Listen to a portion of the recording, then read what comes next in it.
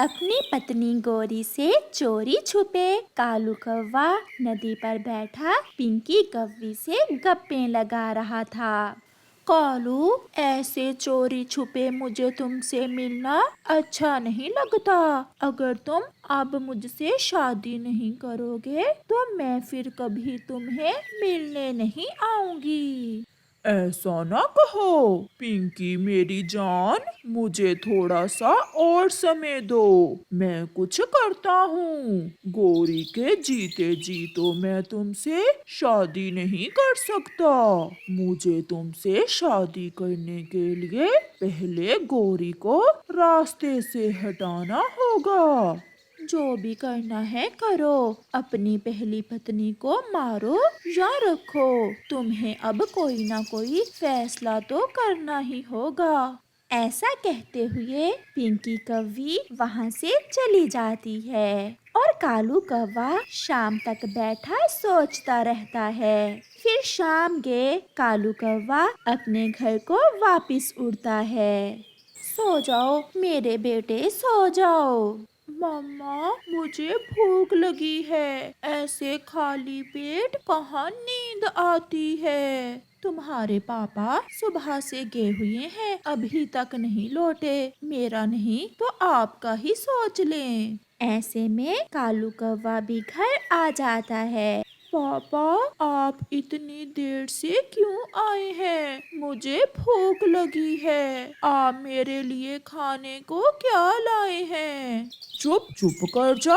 मैं कहाँ से तुम्हारे लिए भोजन लाऊं? सारे जंगल में सूखा है। दूर दूर तक कोई खाने की चीज नहीं मिलती। सभी पक्षी अपने बच्चों के लिए दाना लेकर आते हैं, एक आपको ही कुछ नहीं मिलता। सारा सारा दिन आप घर से बाहर गुजारते हैं और शाम को खाली हाथ ही घर लौट आते हैं।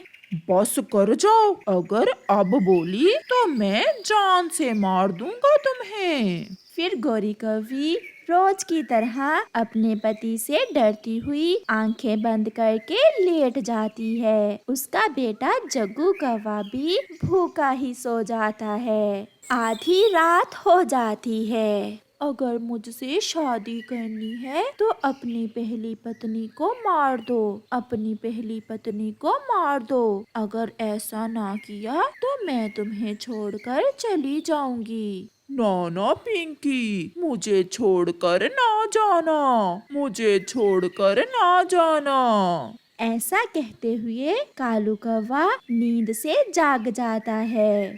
सपना था, ये एक सपना था। कहीं पिंकी मुझे सच में ही छोड़कर ना चली जाए। नहीं नहीं, मैं ऐसा नहीं होने दूंगा। फिर दूसरे दिन कालू कौवा सीधा पहाड़ों पर जाता है। वो अपनी पुरानी जानने वाली इगली चील से बात करता है। मेरी पत्नी को मेरे रास्ते से हटाना होगा। आप मेरी पत्नी गोरी कौवी को खा जाओ। वो क्यों कालू? तुम अपनी पत्नी को क्यों मारना चाहते हो? मैं दूसरी शादी करना चाहता हूँ और गोरी मुझे ऐसा नहीं करने देगी। आप उसे खा जाएं। आपको मांस मिल जाएगा और मेरा रास्ता साफ हो जाएगा। तो फिर किसी तरह उसे मेरे पास लेकर आओ। तुम्हें तो पता है मैं बूढ़ी हो गई हूँ, मुझसे अब शिकार नहीं होता। ठीक है, मैं आज शाम ही उसे किसी न किसी बहाने से तुम्हारे पास ले आऊंगा। फिर कालू कौवा वहाँ से चला जाता है। फिर वो पिंकी कौवी के पास जाता है। मैंने बात कर ली है। मैंने चील से बात कर ली है। आज शाम वो मेरी पत्नी को खा जाएगी और फिर कल ही हम दोनों शादी कर लेंगे। तो फिर कल मेरे लिए एक बोरी अनाज की लेकर आना, फिर ही मैं तुमसे शादी करूंगी। मगर पिंकी, मेरे पास इतना अनाज नहीं है, मैं कहाँ से लाऊंगा एक बोरी अनाज की? जहाँ से भी लाओ, ये मेरी माँ की शर्त है कि जो कौवा मेरी माँ को एक बोरी अनाज की लाकर देगा, मेरी माँ उसी कौवे से मुझे शादी करने की इजाजत देगी। मैं कुछ करूँगा, मैं किसी तरह भी कल एक बोरी अनाज की ले आऊँगा। फिर शाम हो जाती है और कालू कौवा जल्दी जल्दी अपने घर जाता है और घर जाकर गोरी कौवी से कहता है। गोरी, चलो आज कहीं घूमने जाते हैं। इस समय शाम के समय कौन घूमने जाता है? हम कौवे शाम को ही घूमने जाते हैं। ऐसे कालू कौवा अपनी पत्नी गोरी कौवी को साथ लेकर पहाड़ों की तरफ जाता है। वो उसे एक पत्थर पर बिठा देता है। तुम यहाँ बैठो और मैं तुम्हारे लिए मीठा फल लेकर आता हूँ। जल्दी आना कालू, घर में जग्गू अकेला है। फिर कालू जल्दी से इगली चील के पास जाता है। वो देखो चील दी, वो देखो, वो सामने बैठी है मेरी पत्नी। अब जल्दी से जाकर उसे खा लो और मेरा रास्ता साफ कर दो। कालू, आज तो तुमने दोस्ती का हिसाब बराबर कर दिया। मुझे खाने को अपनी पत्नी ही गिफ्ट कर दी। ऐसा कहते हुए चील पीछे से जाती है और जाकर गोरी को पकड़ लेती है। गोरी बहुत हाथ पैर मारती है, मगर इगली चील उसे मारकर खा जाती है। कालू कौवा थोड़ी दूर बैठा सब देख रहा था। पिंकी, अब मुझे तुमसे शादी करने से कोई नहीं रोक सकता। अब होगी मेरी और तुम्हारी शादी। फिर कालू कौवा खुशी खुशी घर चला जाता है। पापा, पापा, मम्मा कहाँ है? तुम्हारी मम्मा पुरानी हो गई थी, इसलिए मैं उसे कुएं में फेंक आया हूँ और तुम्हें कल नई मम्मा ला कर दूंगा। आप गंदे हैं, मुझे नहीं नई मम्मा लेनी, मुझे मेरी पुरानी वाली मम्मा ही चाहिए। वो छोटा बच्चा रोने लग जाता है, मगर कालू कौवा उसे डराकर सुला देता है। आज की रात तो कालू कौवे के लिए बहुत लंबी हो गई थी। सुबह होते ही कालू अपने पड़ोसी कबूतर के पास जाता है। कबूतर यार, बड़ी मुसीबत आ गई है। बताओ बताओ कालू, क्या बात है? मुझे एक बोरी अनाज की उधार दे दो, मैं कुछ दिनों तक तुम्हें वापस कर दूंगा। पूरी एक बोरी अनाज की तुम क्या करोगे? मेरी पत्नी को चील ने पकड़ लिया है और वो उसे छोड़ने के बदले में एक बोरी अनाज की मांग रही है। कालू कौवा ऐसे झूठ बोलता है और कबूतर कालू की बातों का सच मानकर उसे एक बोरी अनाज की दे देता है। कालू बोरी अनाज की लेकर नदी की तरफ उड़ता है, जहाँ पिंकी ने आना था। जब कौवा वहाँ पहुँचता है तो पिंकी कौवी पहले से ही वहाँ आई बैठी थी। मैंने कर लिया, मैंने दोनों काम ही कर लिए। मैंने अपनी पहली पत्नी को भी चील के हवाले कर दिया और बोरी अनाज की भी ले आया। मुझे पता था तुम ये कर लोगे। अच्छा तुम यहीं बैठो, मैं अभी ये बोरी अनाज की अपनी माँ को देकर आती हूँ और फिर हम दोनों शादी कर लेंगे। जल्दी वापस आना पिंकी, मुझसे और इंतजार नहीं होता। फिर पिंकी बोरी अनाज की लेकर वहाँ से चली जाती है। माँ जल्दी चलो, कहीं वो बुढ़ा मेरे पीछे ही ना आ जाए। चलो बेटी, ऐसे बुड्ढे बहुत बुरे होते हैं। फिर पिंकी अपनी माँ को साथ लेकर उस जंगल से दूसरे जंगल की तरफ उड़ती है। शाम तक कालू कौवा बैठा पिंकी का इंतजार करता है और फिर जब अंधेरा बढ़ने लगता है तो कालू की आस टूट जाती है। पिंकी, तुमने मुझे धोखा दिया है। मैंने तुम्हारे पीछे लगकर अपना हंसता बसता घर बर्बाद कर दिया और तुम एक बोरी अनाज की लेकर भाग गई। फिर कालू कौवा रोता हुआ अपने घर वापस चला जाता है। वो अपने किए पर बहुत पछता रहा था। वो अपने बेटे को देख देख कर रो रहा था, मगर कालू अब जितने भी आंसू बहा ले, समय लौट कर नहीं आने वाला था।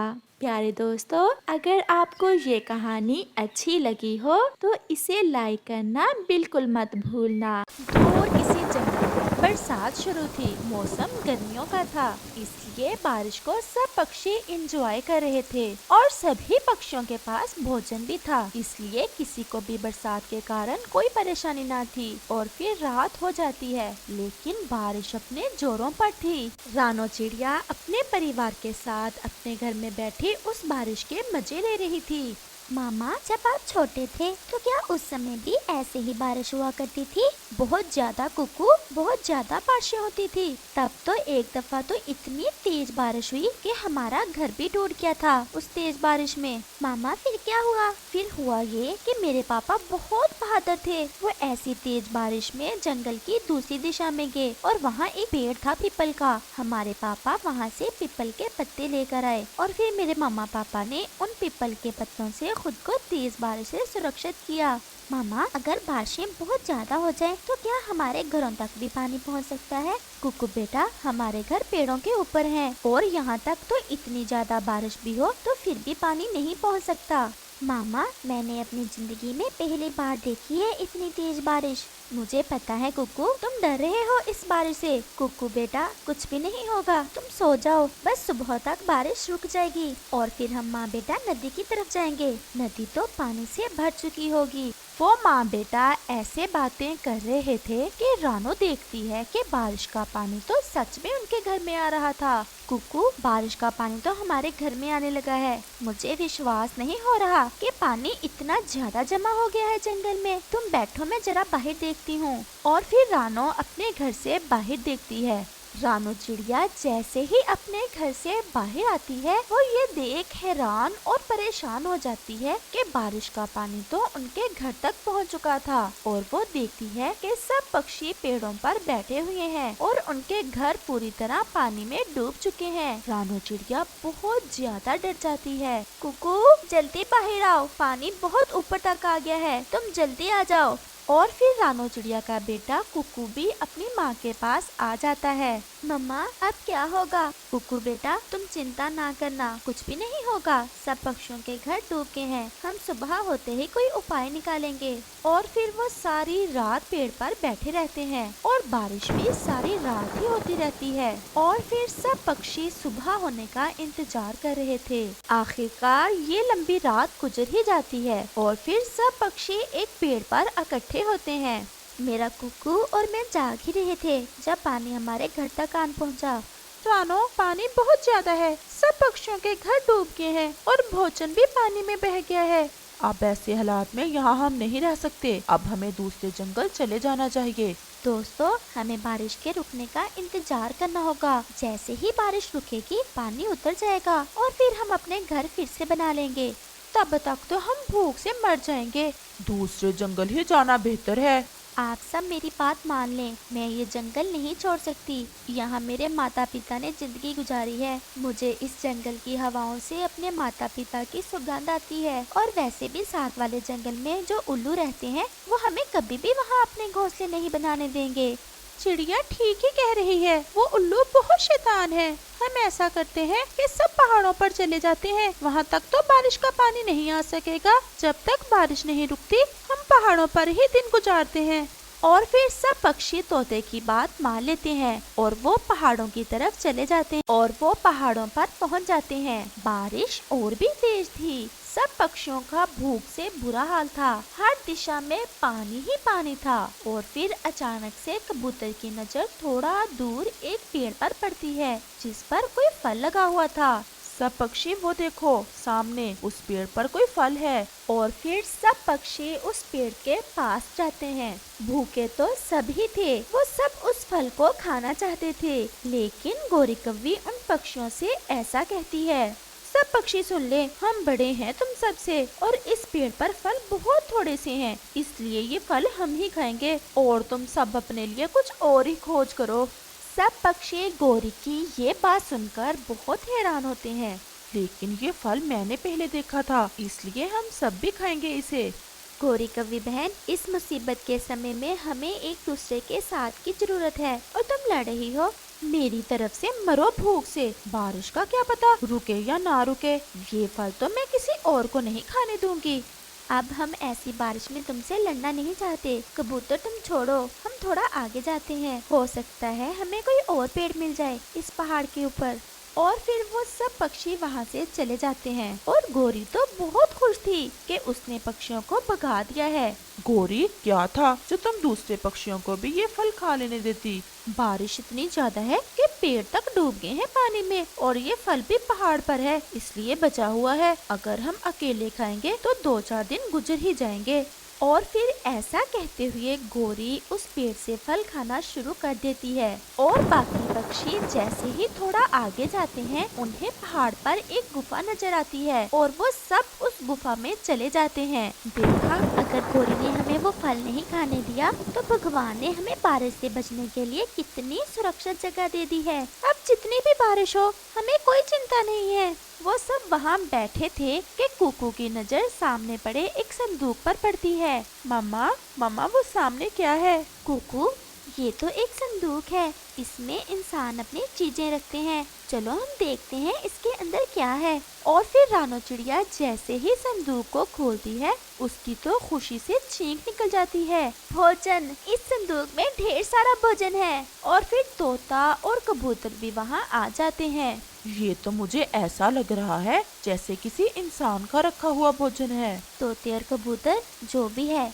लेकिन ये भगवान ने हमारी मदद की है क्योंकि हमने गोरी की तरह लालच नहीं किया। और फिर वो सब पक्षी भोजन खा लेते हैं। ये कालू कौवा भी गोरी कव्वी से कम नहीं है, अगर चाहता तो गोरी को समझा सकता है।